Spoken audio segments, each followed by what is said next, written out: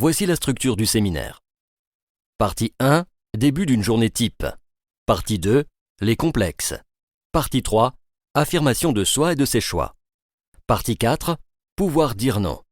Partie 5, le contact avec autrui. Partie 6, parler en public.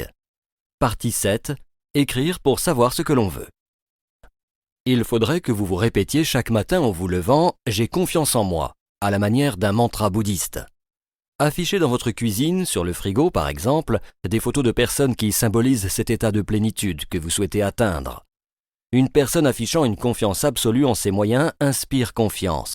Dire « je veux avoir plus confiance en moi », c'est comme dire « je veux voyager ». Oui d'accord, mais quand, où et comment? De manière concrète, cela pourrait donc être, en présence de gens que je ne connais pas, je veux être capable de participer à la conversation de façon détendue et pouvoir moi aussi poser des questions et y répondre.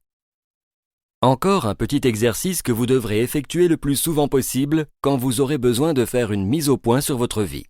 Il s'agit tout simplement d'introspection. Utilisez un petit cahier qui va devenir votre Bible de la confiance en soi. Inscrivez-y les questions suivantes, puis en regard de chacune, formulez votre réponse.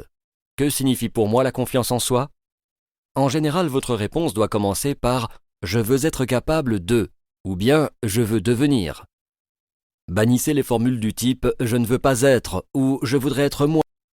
La force d'un complexe est d'émerger lors d'un moment de crise. Il intervient aussi bien lors de la petite enfance qu'à l'âge adulte, notamment au cap de la quarantaine. Il s'agit à l'occasion d'un licenciement ou d'une rupture. C'est le principe de la maladie qui vous atteint quand votre organisme n'a pas développé suffisamment d'anticorps.